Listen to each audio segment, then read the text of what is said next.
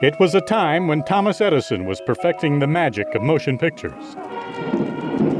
And when many people in Indianapolis, where Edison once worked, had just seen another kind of magic in Chicago.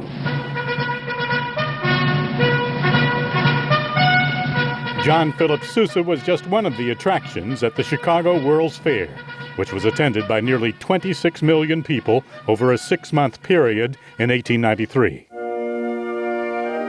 Sousa's band played for the opening day crowd and for the president a composition called Songs of Grace and Songs of Glory, which may have been appropriate music for dozens of fairgoers who would soon mysteriously vanish. Some of them would rent rooms in a new building not far from the fairgrounds, where no one knew at the time that several residents had already mysteriously vanished, victims of a man who had a lust for killing that even today is hard to comprehend. H. Holmes looked like a successful businessman, but when he left Chicago by train in 1894 for a swing through the Midwest using a variety of aliases, he was fleeing creditors, committing insurance fraud, and planning murders. One of the murders would involve a big stove in a little town called Irvington. He may have selected Irvington because it was a quiet college town, and with Butler University being located here, and figured he could conduct his nefarious deeds without anybody noticing. One nefarious deed Holmes had already committed was the murder of his partner, Ben Peitzel, in Philadelphia. Peitzel's wife didn't know her husband was dead when she allowed 3 of her children to travel with Holmes. It was a tragic decision. In Indianapolis, Holmes and the children stayed at the Hotel English and at a place called the Circle House, before Holmes took the youngest child on a trolley to Irvington to rent a house. For Howard Peitzel, it was a one-way ride. The day before he rented the house, Holmes walked across Washington Street and down to Virginia Avenue to a small shop that was located right about here, where there's currently a parking lot.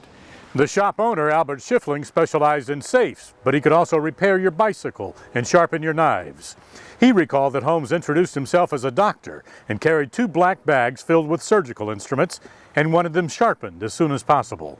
That was on a Thursday. On Monday, Holmes returned for the instruments, and 2 days later, the boy, Howard, disappeared.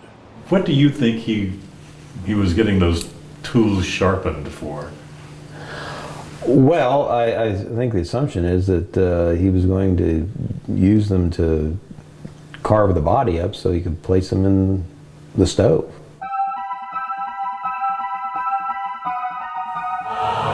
Indianapolis newspapers 10 months later told the horrifying story of what Holmes had done to a 10-year-old boy on an October night, something similar to what he would also do a week or so later to the boy's sisters in Toronto. The children's mother, Carrie Peitzel, testified at the coroner's inquest in Indianapolis that a toy police found while searching that Irvington house she had bought Howard at the Chicago World's Fair. Holmes's killing spree in 4 cities produced only one trial, in Philadelphia, where he was quickly convicted of his partner's murder and in May of 1896 was hanged for the crime. By then, the Indianapolis papers were paying less attention, but showing no displeasure with the execution. Holmes never came back to Indiana, but his impact here may be unfinished. There has been a pattern personally with us. Every fall something has happened negative, deaths in the family and Wendy like Garinger and Pepper Parton live in an Irvington house that is on or near the site of Howard's murder. The original house was probably torn down long ago, but Wendy and Pepper think Howard Peitzel's spirit is still here, making noises in the night, such as setting off the alarm on a toy light clock.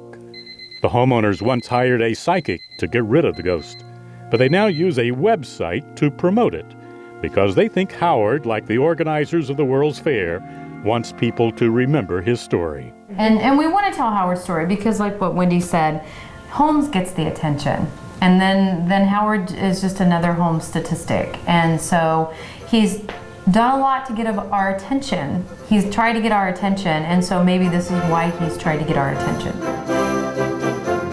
We all want to protect our children, and particularly those children that are in need. Like I said, to remember the story is to remember Howard.